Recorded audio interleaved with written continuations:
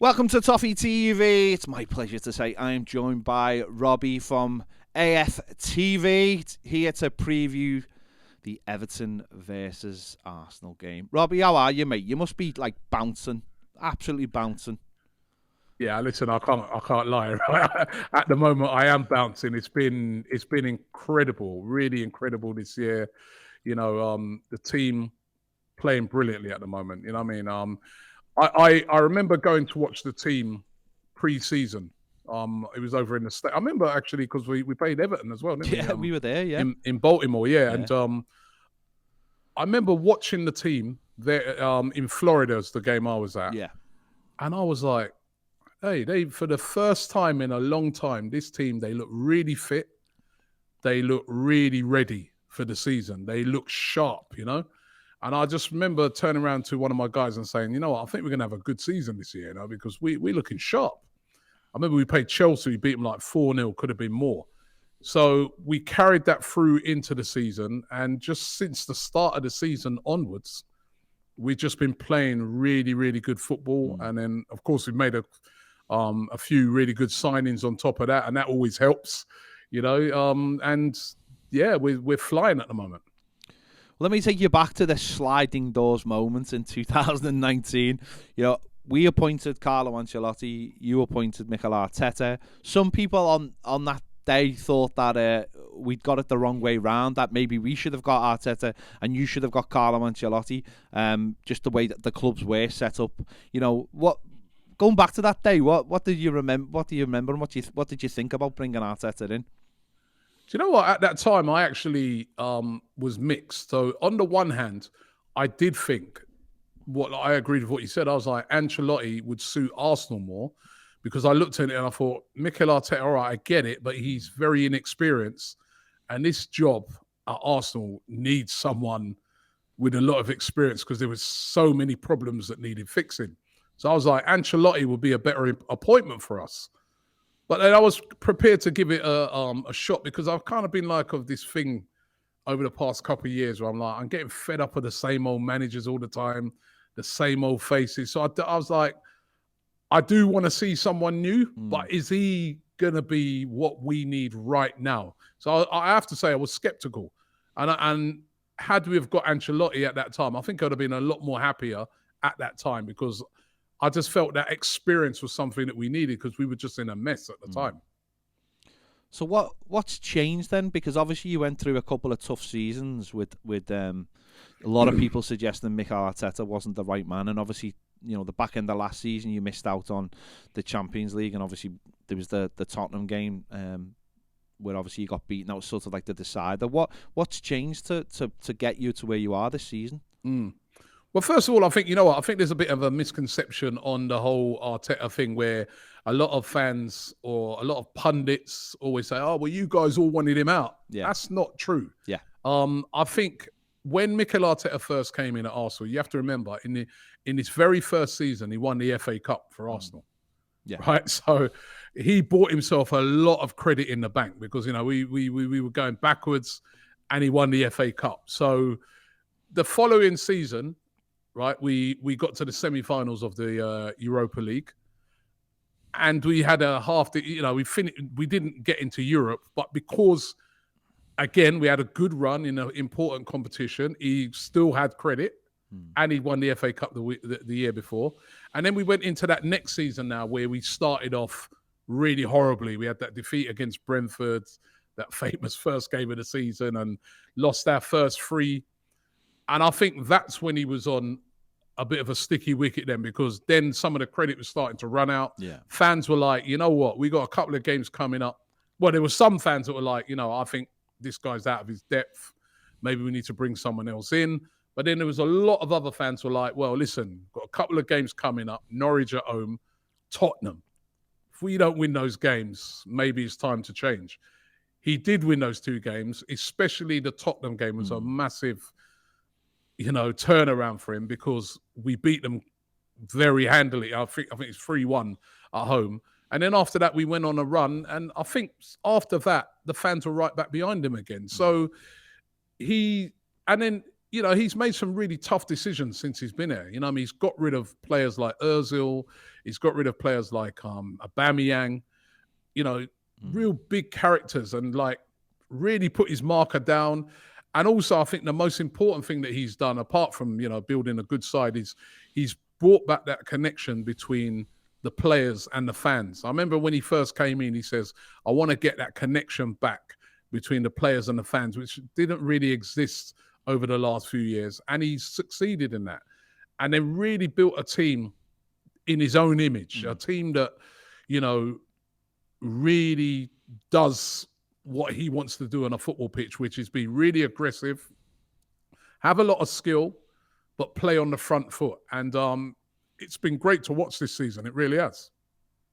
Yeah, just watching like the documentary, obviously that those things can seem quite embarrassing, but I really enjoyed it, and I really enjoyed how he dealt with the Aubameyang situation, and it showed that he was trying to weed out or what seemed like the bad elements within the dressing room, and obviously that must have made a huge difference, because at the time, obviously, you guys will have probably been, when you don't see that, you guys would have been, why is he getting rid of this player? But it's all played out for the main in the right way, hasn't it? The real strange thing, when that documentary, obviously we were filming the documentary and we missed out on 4th place. Tottenham got in ahead of us, and when that documentary is coming out, I was like, oh my God, this is going to be the most embarrassing thing ever, Yeah. The documentary came out, made Arteta look even better. Yeah. In the to the fans, they were like, wow, this is a guy that he really, really wants to succeed for this club. This is a guy, he loves this club. This is a guy that all the decisions he's making are for whether they're right or wrong, are for the good of this club. And that really shone through in that documentary. And I think that really got everybody on board with him. People were like, wow, this guy, that's why sometimes being open, it doesn't happen enough in football, but sometimes you just got to be, I know the problems you guys are having at Everton.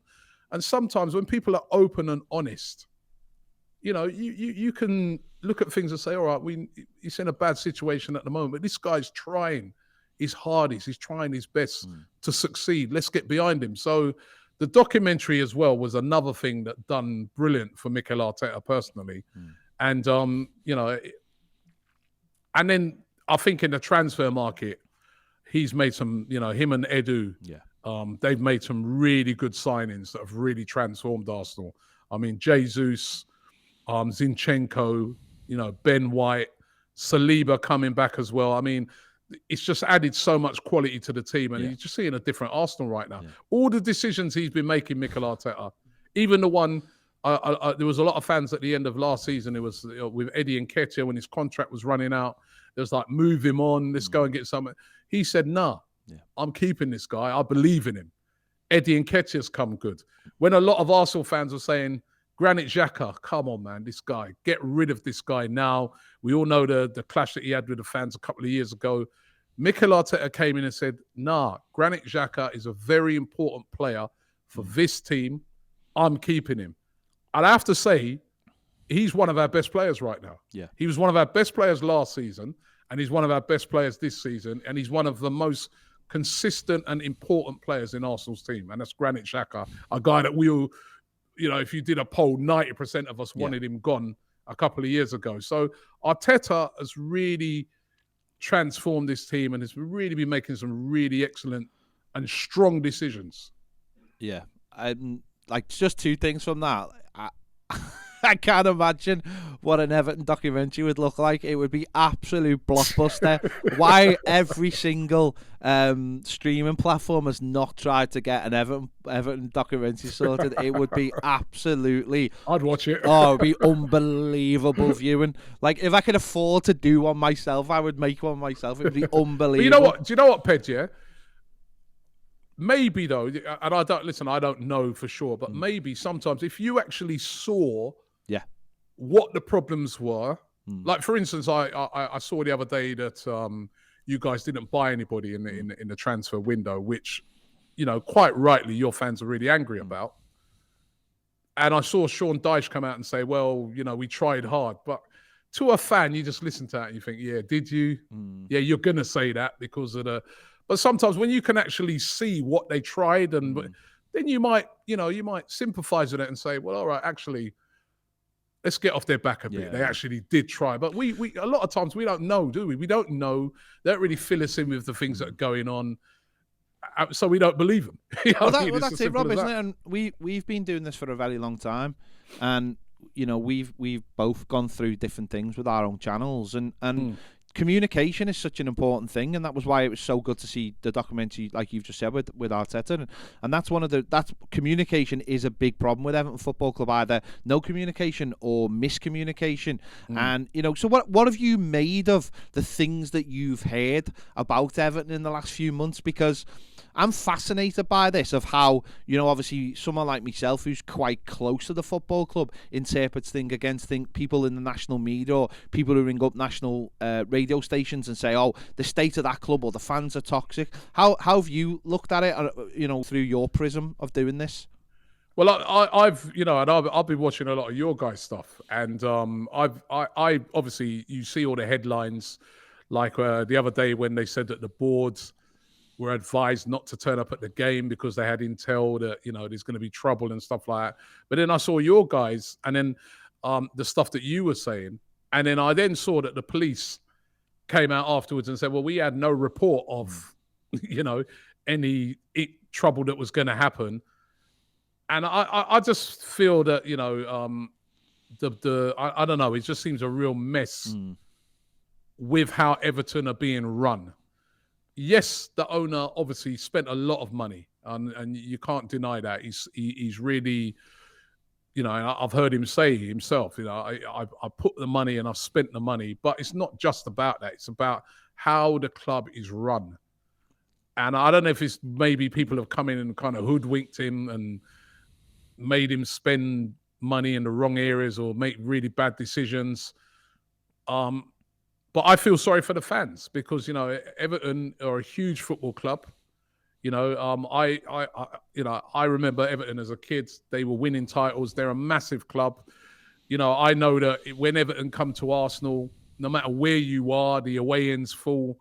It's a huge club. And I just think that the fans at the moment of Everton deserve better. You shouldn't be in the problems. You shouldn't be in the state that you've got right now. And I just look at some of the decisions at Everton. When Everton appointed Rafa Benitez, I said, they don't know what they're doing. That board, they obviously... I mean, I'm not an Evertonian, and I know that you don't go and get a Liverpool legend like Rafa Benitez, who's in the decline, to come in at your club. And I just look at some of the decisions they make. I know...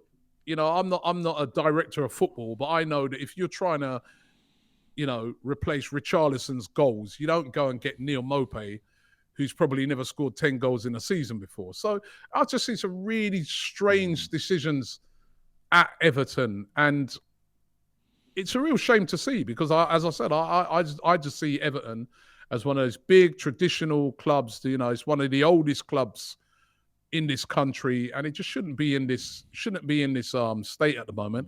And it's all down, I feel, to how it's being run. Yeah, the best clubs are all clubs that are run. The clubs that are most successful are run well. Yeah, that's why Chelsea at the moment, despite them spending, nearly £1 billion, are still 10th in the league, because I just think they're not run right at the moment. Maybe they might get it right and get back to where they were. But they're in a little bit of a turmoil at the moment. It's not how much money you spend, it's how the club is run from top to bottom. And I just think Everton at the moment should be run right. And, if it's being run badly over a period of time, one day it's just going to go bang. Yeah, and that's what's happening at the moment, I guess. Yeah, absolutely. And the money thing's interesting because it's often used as a way of praising the owner and saying, well, look at all the money he spent. But it's like, well, if you spend that much money and you have nothing to show for it, then that proves that you are, really bad at doing your job. Obviously, let's move on to the game itself. Obviously, Everton have got a new manager. Sean Dyche is in charge now. what have you made of what did you make of the Frank Lampard situation, and how do you see Saturday? Well, I ain't gonna lie. I wanted Lampard to stay. Because I wanted him to stay because I didn't think he was doing a very good job at all. I don't think he should have got that job in the first place. I thought that was he did well last year to keep Everton up, but I just feel that job's quite a big job right now. I think Sean Dyche is a real smart appointment. Not a sexy appointment, but that's not what you need right now. Yeah. And I'm just hoping that it's not going to give Everton that new manager bounce. He's the sort of guy that, he'll just work with what he's got. He'll get on with it. He won't complain. We saw the job that he'd done over the years at Burnley. Always a really hard team to beat. Always a team punching above their weight. He's a guy you got to admire. Look how long he was at Burnley. He's one of the longest serving managers. You know what I mean? So yeah. I was only just surprised that nobody had sort of brought him back into football earlier. Yeah.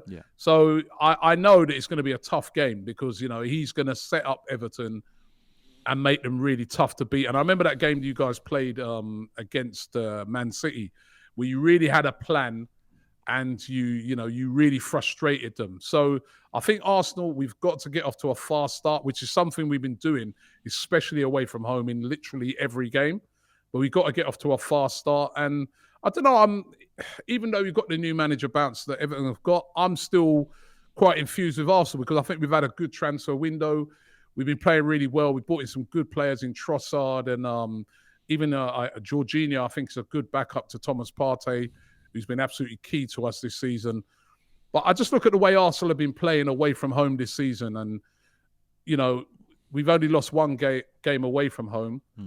We've gone to difficult places and made it look easy. I mean, we went away to Tottenham where we hadn't won for 9 years and blew them away, Even the other day we went to Man City, I felt, we made like 7 changes. And that was, there's nothing really in that game. So we're playing well. And I just want Arsenal to just continue what they've been doing all season. And I think if we do that, we should get the result. Yeah, it's gonna be a very, very tough game. You guys are absolutely flying. You've got lots and lots of good players, but who's the one player you think can, if Everton are tight and do make it really hard, who's the one player who can unlock the Everton defence? Well, Martin Odegaard's been brilliant this season. £30 million he costs, and I was, with all the money that's been spent this week, I'm thinking, how much money is he worth now? And he orchestrates. He's the one who drives. He's the one who leads the press. He's a captain. He's just been sensational, and he can unlock a tight game. But the other player I think has been really important for Arsenal as well has been Thomas Partey. He sits deep.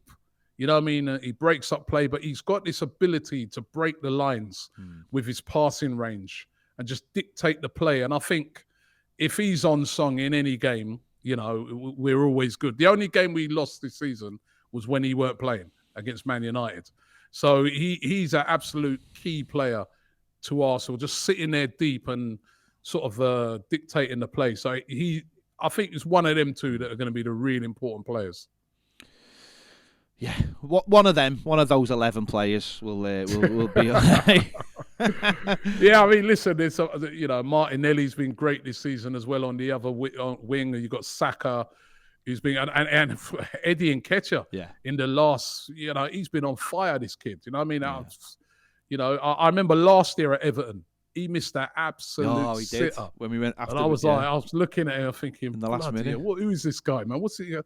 But after that, he came in towards the end of the season, scored a couple at Chelsea. He scores goals in big games as well. That's what I like about him. And he's so confident, and he's been on fire. I fancy him to do something tomorrow as well. Yeah. I remember that miss. I think I was holding my breath for about 5 minutes afterwards. I couldn't believe it. I couldn't believe it. He missed one. I remember Aubameyang missed an easy one at the end as well. Yeah. Oh my God, that game was. We got our luck. We rode our luck that night, and we got it. Some nights you just get it. So to be honest, right? Even though you rode your luck that night, you deserved it because we were shocking, and I thought that in the second half of the game, you just came out and you were a different team. And I remember that day, Richarlison. Yeah. He had a really big influence. I think he's a big miss for you guys. Oh, it's huge. Although he's done nothing. No, he hasn't done anything. Absolutely nothing since he's gone to Tottenham. He should never have went there. He shouldn't. But they all do that though, Rob, don't they? Though they all these players do that.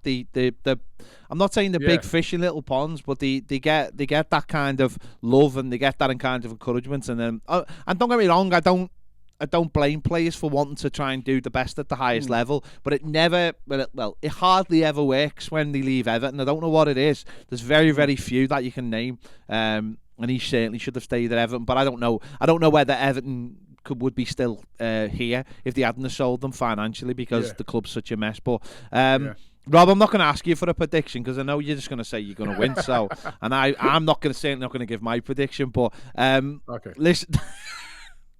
Go on, give us your prediction. I'm only messing. No, it's all right. I won't give a prediction. No, leave it. Robbie thinks they're going to beat us 3-0. That's all I'm going to say.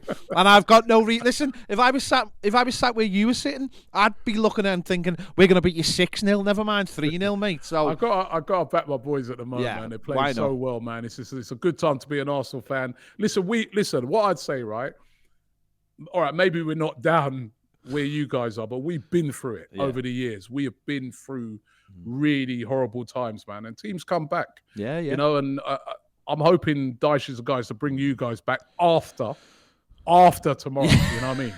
It's standards, mate. That's all it is. It's standards. Some people look at like maybe fans of Arsenal, even fans of someone like Liverpool at the moment, and say, "Oh, you're entitled because you're moaned because you're in this position or you're that position." It's just standards. That's all it is. It's believing that your club deserves to be where it is, and maybe for various reasons they've been eroded at Everton over the year.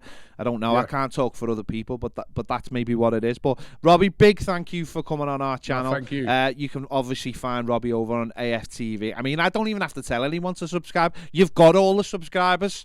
I don't know if there's anyone left for you to subscribe. Do you just wait outside maternity wards and sign them up as they come out? Is that what it is? You've got all... That'd be good. That's a good idea. Instant match reaction from outside the maternity ward. Big thanks to Robbie for coming on. It's always a pleasure. This man has been a huge, huge help and influence over the years at Toffee TV. I can't tell you how much this man has done for our channel in shaping our channel. He's been I love your channel, man. And just keep doing your thing, man, because, you know what I mean, what as I said, I'm informed about what's going on, what's really going on there by watching your channel. You know what I mean? So it's been fantastic. Keep up.